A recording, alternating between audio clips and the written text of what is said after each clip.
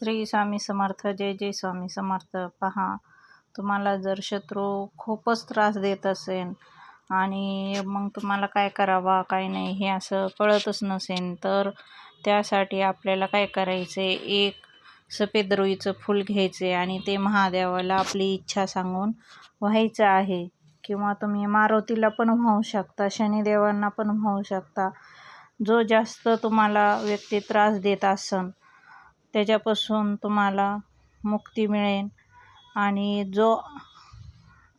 ज्यांना संतान प्राप्ती होत नसन त्यांनी पण धोत्र्याचं फूल हे महादेवाच्या पिंडीवर व्हायचं आहे, त्यांना पण संतान प्राप्ती होणार आहे. नोकरीसाठी महादेवाच्या पिंडीवर जे जलधारी जिथून बाहेर जात असते तिथं अशोक सुंदरी म्हणून म्हणतात, तिथं महादेवाच्या पिंडीवर आपल्याला गुलाबाचं फूल व्हायचं आहे. असा 5 सोमवारी तुम्ही जर केलं तर तुम्हाला नोकरी ही 100% लागणार. आणि जे तुमच्या अडचणी असते आणि पितृदोष असते ते पण तुमचे दूर होणार आहेत त्याच्यामुळे. आणि आज आहे पौर्णिमा, तर आज आपल्याला सत्यनारायण करायचं आहे. हे प्रदोषकाळी सत्यनारायणाचं खूप महत्त्व आहे. आपण जर आज सत्यनारायण जर केला तर आपल्याला कोणत्याच गोष्टीचं जे आहे ते कमी पडत नाही, आपली भरभराटी होते. विष्णू लक्ष्मीची पूजा करायची, सत्यनारायणची पूजा करायची.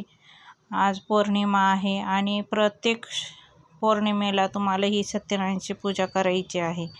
ही पूजा केल्याने आपले जे आर्थिक समस्या आहेत, अडचणी आहेत, पैशाचे कामं होत नाहीत, हे सर्व कामं आपल्याला ह्या पूजामुळं होत असते. त्याच्यामुळं आपल्याला दर पौर्णिमेला सत्यनारायणाची पूजा ही करायचीच आहे.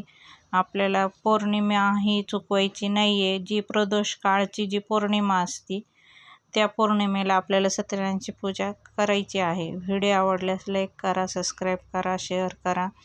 श्री स्वामी समर्थ.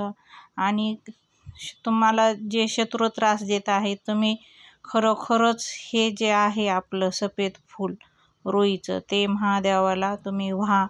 असं 11 सोमवार करा, तर पहा तुम्हाला किती फरक जाणवेल. मला कमेंटमध्ये नंतर येऊन सांगा की तुम्हाला किती टक्के फरक पडला आहे. जर तुम्हाला आणखीन अडचणी असल्या तर तुम्ही कमेंटमध्ये सांगू शकता, मी तुम्हाला त्याच्यावर उपाय सांगन. श्री स्वामी समर्थ. जय जय स्वामी समर्थ.